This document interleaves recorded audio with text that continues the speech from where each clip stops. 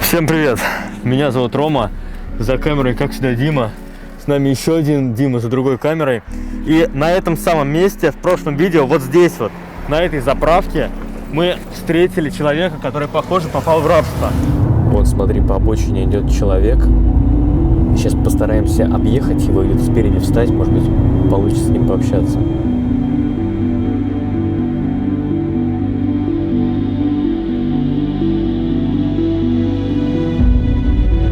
В какую трудную жизненную ситуацию попали или что? Ну вот я работаю у человека, он мне не платит зарплату, я у него уже больше 1,5 лет работаю, он мне не платит. А что вы делаете, какую работу? А я на ферме работаю у него. То есть он платит вам... Он не платит ничего, вот он ни копейки не заплатил, больше 1,5 года прошло, он ни копейки не заплатил. А еду какую дает? Ну мелочь, там немного консерв, там хлеб, маргарин, там чай, самое дешевое, и раз в неделю, раз в 2 недели. Документы ваши, паспорт у него, что ли? Нет, в Москве жил, у меня там украли паспорт и документы. А в пакетах у вас что за? Да, я ходил, металл собрал. Это чтобы сдать металл? Ну да, я кручусь немного. А вы алкоголь? Не, я не пью вообще. Ну ладно, мы поим. Хорошо. Спасибо вам огромное, мне вот как раз таки поможет это. И удачи вам, добра и всего хорошего. Вот тут вот он проходил, вот тут вот по обочине. Мы сейчас хотим найти Александра. Он сказал, что где-то там за поворотом ферма, в которой он живет, работает. Мы хотим его найти, хотим более подробно узнать его историю, понять, нужна ли ему помощь, какая ему нужна помощь. Ну и если у нас получится, может быть, помочь ему основательно. Поехали.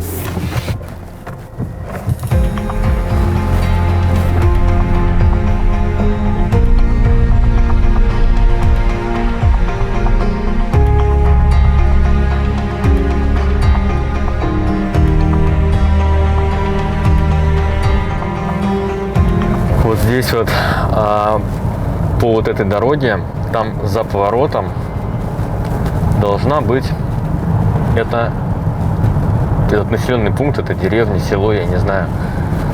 И там, судя по всему, ферма, в которой работает Александр. Сейчас будем искать Сашу, будем искать Александра. Я думаю, у нас получится, надеюсь на это. Ага, вот она, судя по всему, по навигатору, вот она. Вот она. Ну вот это, наверное, есть ферма, да? Или как? Я что-то не пойму. Да, похоже на ферму. Ну, такой полуразваленный. Слушай, ну здание прям откровенно заброшенное, честно говоря.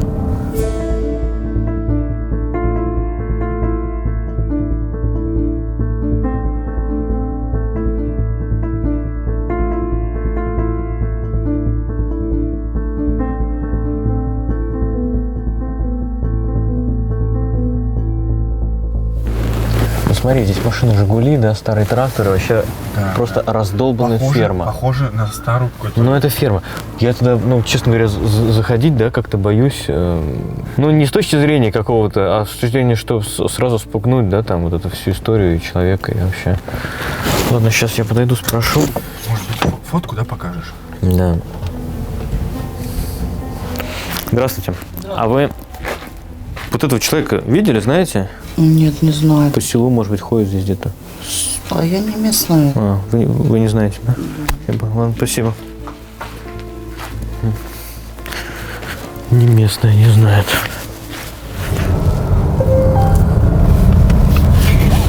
А может быть, велосипедист сейчас. Здрасте. А не подскажете, пожалуйста, извините. А вы, ну, место, наверное, вот этого человека знаете, бездомного? Так это леший. Леший? Да. А что значит леший? Это у Вахи работает. Ага. Пастухом. А вот Ваха сам на ферме, спросите у него. А, это вот эта ферма, да? Да. А почему леший-то? Ну это мы так его называем, там же лохматый. Понятно. Ладно, спасибо. Леший, Вахи пастухом работает. Понял? Ваха. Я к Вахе пока что не хочу с ним знакомиться, честно говоря. Все понятно, как мы дальше действовать будем.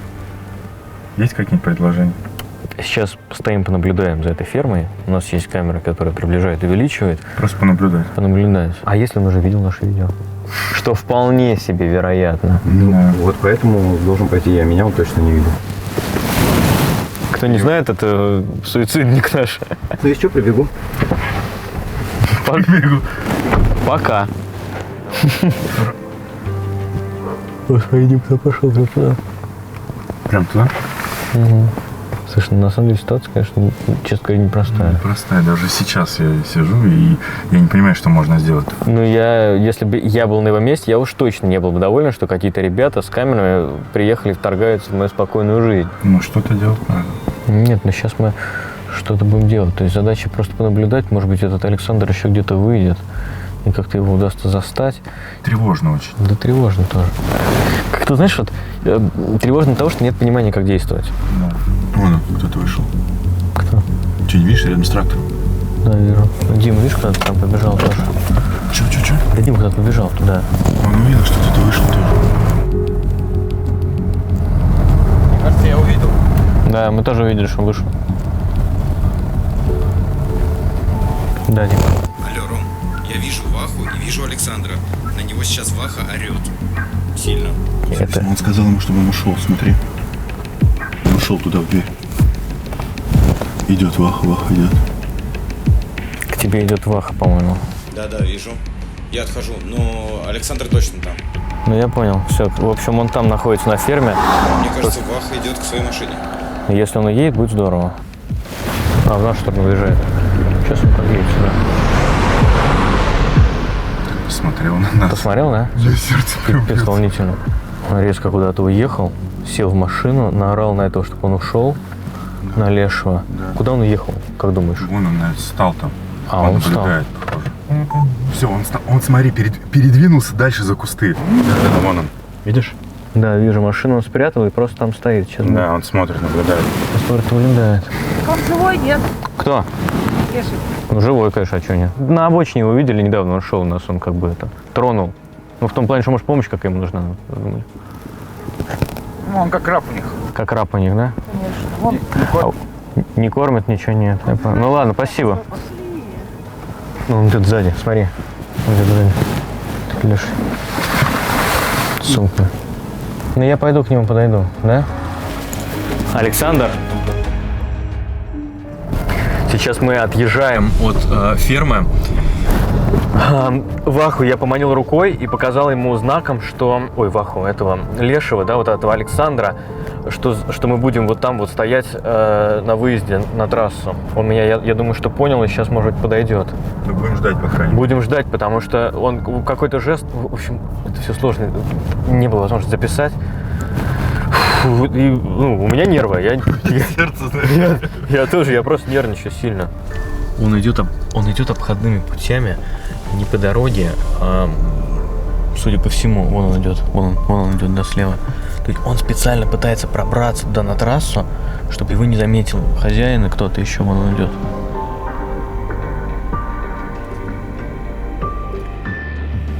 К нам подходит. С каким-то пакетом. Ну да, у него там какие-то вещи, наверное, есть. Здесь трасса плохо, с одной стороны. Не, нам нельзя на трассе. Есть идея, где? Может, у него спросим, может, он скажет какое-нибудь местечко, где можно присесть, поболтать недалеко. Да.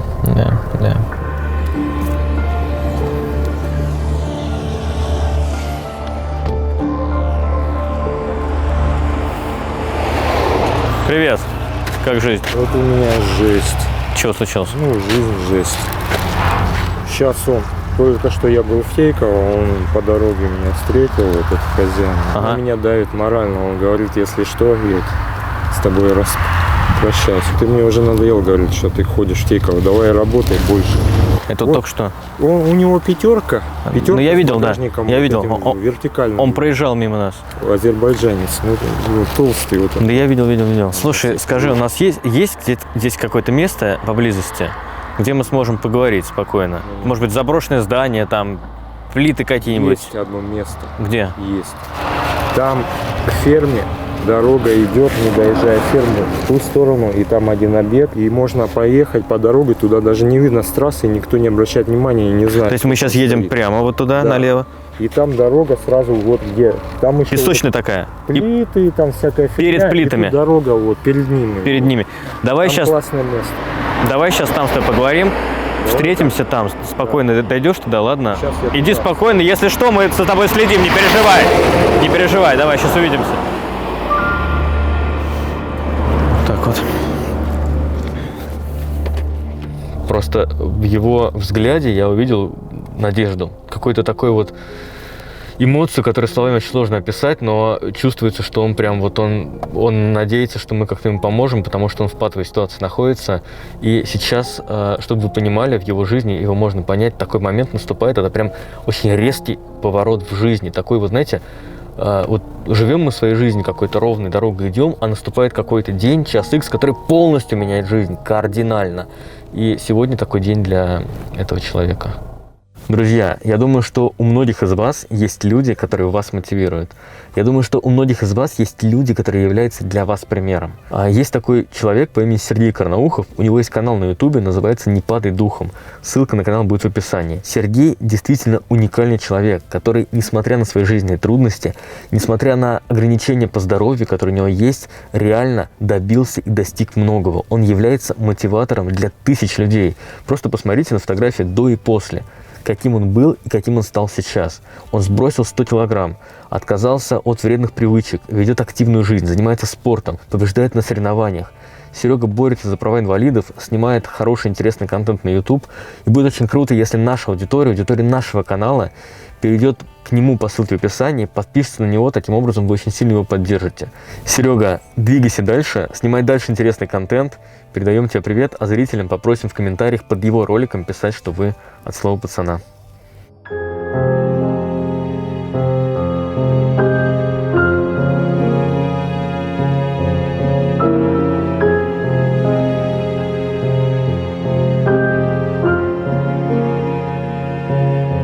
Если можешь, просто расскажи более подробно. Во-первых, ты сейчас здесь живешь на каких условиях? Честно могу все сказать, как то, Конечно, что было. все как есть. Пришел к нему 1 марта и сразу с первого дня начал работать. И вот первые месяцы это март и апрель. Он мне с марта покупал только хлеб, кучу хлеба, черного хлеба вот, простого, и макароны. Работал я у него, как везде на фермах работают, при наличии вот того, что у него есть скот, сколько скота, у него много скота. У него до меня, которые люди работали у него чисто за крышу и за водку. Он водку покупал, а они любители выпить, алкоголики. А ты выпиваешь? А я нет, я вообще не пью. А деньги он когда-то дает? Деньги он не платил ни разу никому. Вот сколько, несколько человек, которые работали, я До тебя слышал, да, что им ни разу не платил. Мне только что там на остановке сказали, да, люди, когда мы спрашивали про тебя, ну, как бы, они сказали, что ты работаешь у этого Вахи, Да, и ты, его Ваха зовут. да, и ты у него как в рабстве пребываешь. Я понимаю, что это похоже на рабство. Это просто похоже на рабство. Когда он меня эксплуатирует, и он меня использует. Я у него даже травму получал. Вот, у меня 2 пальца не сгибаются, это одна травма. Угу. А вот этим летом, 9 июня, у меня обе ноги сорвались. В суставах боль была, в мышцах, суставы, мышцы и ткани, все боль была. Когда он, как гад, он меня проэксплуатировал в тот день, я поработал, а с вечера он мне говорит, надо разделить овец, у него было 60 с чем-то голов. И в сарай мы их загнали, а там он стоит так, давай, говорит, тащи их. А они все сопротивляются, брыкаются и бьются, считаю, с ними бороться. Они тяжелые, одна овца весит 30-40 килограмм, 20 и он говорил тебе их килограмм. поднимать и затаскивать. Я поднимал и таскал 60 с чем-то голов. И я сорвал, я был ослабленный к вечеру после того, как я проработал день. И я сорвал себе обе ноги, у меня на следующий день такая боль, все село видело, как я ходил, хромал. Он на мне экономит с первого дня. Просто мне выжить реально проблема. И другую любую работу надо найти, это нужно условие, чтобы ее найти. И причем сейчас у меня документов нету, я не могу устроиться вот на нормальную работу, не могу устроиться лишь только по договоренности вот так с хозяином, с каким-нибудь, как вот этот. Ты сегодня ел? Я сегодня с утра только чуть-чуть перекусил, вообще это на скорую руку и пошел в город. Даже чай не стал кипятить у меня. Кстати, хата, ты бы видел, в аварийном состоянии. В ней нельзя никакой электроприбор включать, который там мощный, 2 киловатта. И там 2 раза у него провода горели, потому что проводка старая. Это ты где-то там живешь с другой стороны, да? Если от фермы, от остановки автобусной сразу видно будет.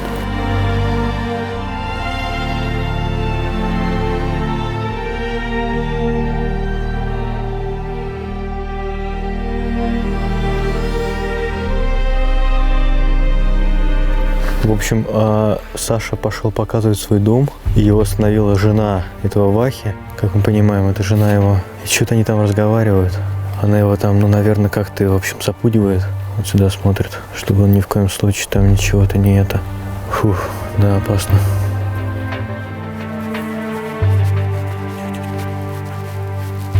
Тихо. Вы меня спрашивали, что вы за люди и почему вы такой, что вы... А ты что сказал? Я сказал, случайно встретил столько людей, вот просто, пообщались, мне сказали, ты как там? Я сказал, да, у меня трудно, я без зарплаты живу, без ничего. Я сказал, вот. И сказал, что мне чем-то хотели помочь. Я понял, твой дом где? Смотри, вот эта хата, вот. Вторая? С 2 трубами, это сарай, вот это есть, вот эта половина, это и есть моя часть. Давай вдвоем сейчас пройдемся. Вот, а потом ребята сейчас в карман положи камеру. Да, камера, да, я беру. Сейчас там накатывай. Так, я прячусь, аккуратненько прохожу. Саша покажет, где он живет. Вот тут ты живешь, да? Все, понял. Так, ага. 2 комнаты. Парни, заходите сюда. Ребята, проходите, я сейчас дверь прикрою, что быстрее. Быстрее, заходим, быстрее.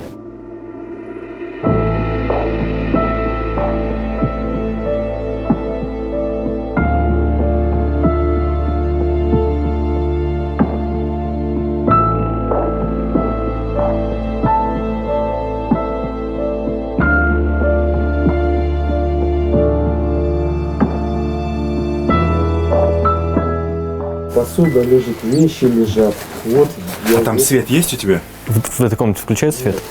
Только вот здесь лампочка, здесь лампочка. Вот единственная лампочка, больше света здесь нет нигде. Да. Ты спишь где, получается? Сплю вот на этом диванчике. Я сплю. Вот здесь твое спальное место. Да, вот это печка. И печка старая. Дымоход, он забит. У тебя забит дымоход, короче, Дымоход. если ты начинаешь, Если я буду ее зажигать, то здесь все в дыму. коптить, да, дым идет. Это кухня получается у тебя. То у меня кухня, прихожая кухня. Вот здесь я ем. Вот, Я здесь вот это с место. декабря месяца перестал, когда замыкание последнее было, с декабря месяца перестал на плитке готовить. Ну вот я вижу, у тебя идет проводка. Да. Вот она идет. Да. Вот смотри, вот провод. Вижу. Счетчики, видишь? Вот, посмотри.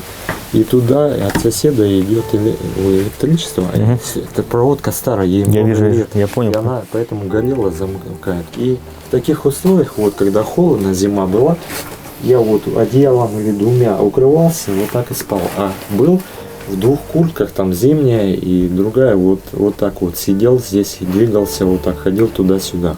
Чтобы согреться. Чтобы согреться, чтобы не замерзнуть, не умереть.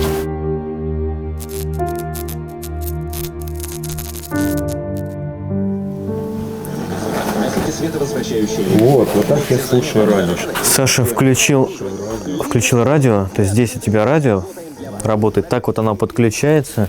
И как мне получается, я выживаю, но на раз не приходится. Я ту зиму выжил, а сейчас, если в таких же холодных условиях, и плюс, если работа... Можешь не выжить. Выключишь радио? Я просто в розетке вот так быстрее, проще включать и включать. И так придется и работать, и выживать в холодных условиях.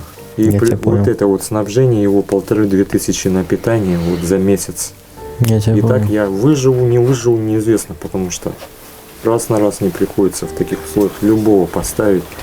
Да я вижу, Саш, Посмотри, выжили. Александр, я вижу, что это прям Там совсем. видно. Это холодильник, который у тебя, судя по всему, не работает. Который не рабочий, вообще, в принципе, не рабочий холодильник. Мгм. А человек, который раньше здесь жил, он тоже работал на этого Он работал ваху на ваху, и на сбежал, я так понимаю, да? И ушел, да. И он пил у него водку, а этот Ваха ему привозил водку.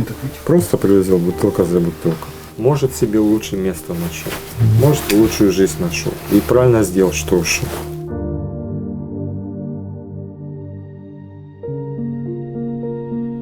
Вы, наверное, задаетесь вопросом, почему Александр не уйдет, ведь он не связан, у него не одеты наручники, он имеет возможность время от времени ходить в ближайший город. На самом деле, современное трудовое рабство, оно именно так и работает. Жертва, которая изначально в уязвленном положении, ежедневно подвергается моральному давлению, прессингу и запугиванию. Человеку говорят, что его уволят, что его выгонят, и он думает, что будет еще хуже. Более того, такой человек обычно работает на тяжелой физической работе, он ослаблен, и помимо всего прочего его особо не кормят, то есть он плохо питается и все время голодный. Он мне сколько раз говорил: ты мне уже надоел, что ты ходишь, гуляешь, а я часто хожу в Тейково, часто. А зачем ты ходишь? Я хожу развеяться от этой фигни, и еще хожу до церкви, там людей вижу. Он это сознательно не хочет мне. Это понятно, что он деньги не платит, чтобы я от него не ушел. Но другое, то, что он мне на продукты зажимает, как, грубо говоря, последний жлоб. Я от этого устал сколько месяцев. Морально я ему не могу ни против ничего сказать, ни возразить, потому что он мне в любой день, если скажет: пошел вон, иди, и на улицу выгонит, я уже просто окажусь на улице и в условиях выживания куда более худших окажусь, и может 50 на 50, может выживу, может нет. Ты сейчас голоден? Я терплю это для меня не проблема, но и уже терпение есть. Понимаешь, как я в таких Присядь, условиях, присядь. в таких условиях просто приходилось выживать. Я понял. Затопление зимой и на плохом питании. Спасибо, вот кофе мне или Это чай. сейчас поможет. Рома, спасибо тебе большое. Ну поешь, ничего страшного. Пару укусов сделаешь, чтобы тебе это... Вот это мне очень поможет. Вот.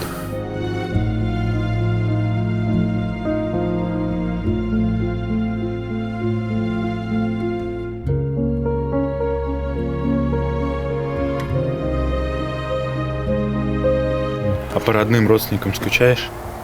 Да, скучаю по ним. Это просто словами как-то не передать. Ну, куда деваться, и что я могу сделать, если у меня возможности нету, и я сам. Какие у тебя мечты? Я хотел бы снова,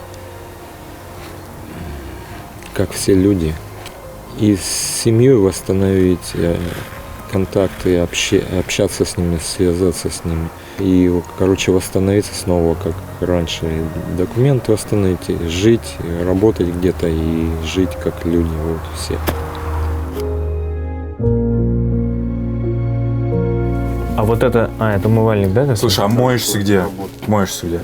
Мыться приходится договариваться. У меня знакомый есть, а он человек, любитель выпить. Ему дал сутку. От него помылся на квартире в Тейково. Все. Вопрос такой. У меня есть возможность у нас тебе помочь. Ты готов отсюда уехать завтра?